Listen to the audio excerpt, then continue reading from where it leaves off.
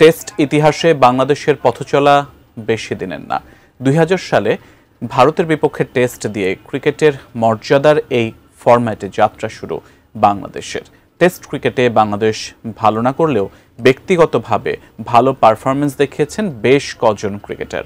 বিশ্বসেরা সাবেক অলরাউন্ডার সাকিব আল হাসান এদেরই একজন। এবার তাঁকে ছাড়িয়ে তাইজুল ইসলাম গড়েছেন দেশের হয়ে সর্বোচ্চ উইকেট নেওয়ার রেকর্ড। বিস্তারিত জানাচ্ছেন বদিউজ্জামান মিলন।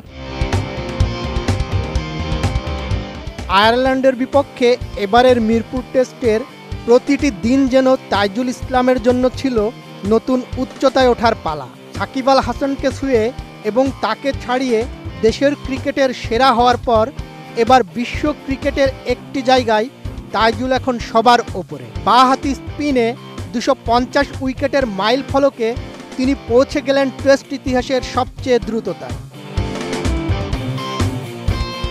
এই রেকর্ডে অবশ্য তিনি একা নন, স্পর্শ করেছেন বাঁহাতি স্পিন কিংবদন্তি রাঙ্গানা হেরাতকে। টেস্ট ইতিহাসে বাঁহাতি স্পিনে সবচেয়ে কম টেস্টে ২৫০ উইকেট নেওয়ার কীর্তি এখন যৌথভাবে এই দুজনই ৫৭ টেস্টে গড়েন এই কীর্তি। এমনকি ইনিংসের দিক থেকেও দুজন এখন পাশাপাশি। ২৫০ উইকেট পর্যন্ত যেতে ১০২ ইনিংস লেগেছিল হেরাথের, তাইজুলেরও লাগলো ঠিক ১০২ ইনিংস।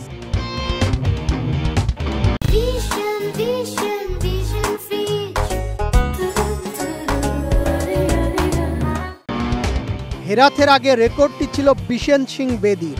সর্বকালের অন্যতম সেরা বাঁহাতি ভারতীয় স্পিনার ৬০ টেস্টে ছুঁয়েছিলেন ২৫০ উইকেট। ৬২ টেস্ট লেগেছিল রবীন্দ্র জাদেজার।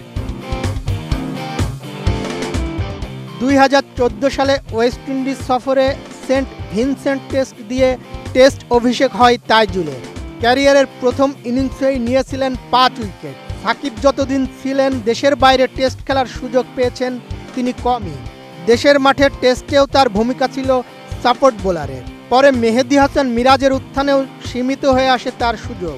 এখন সাকিববিহীন বাংলাদেশের স্পিন আক্রমণের কাণ্ডারি এই তাইজুলই।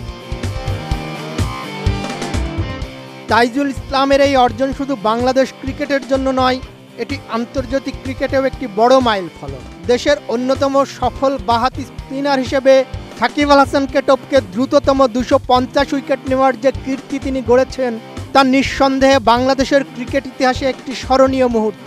তবে সাকিব পরবর্তী যাত্রায় বাংলাদেশের স্পিন আক্রমণের ভবিষ্যৎ আরও উজ্জ্বল হতে পারে, আর নিশ্চয় সেই যাত্রার নেতৃত্ব দেবেন তাইজুল। বদিউজ্জামান মিলন, এটিএন নিউজ।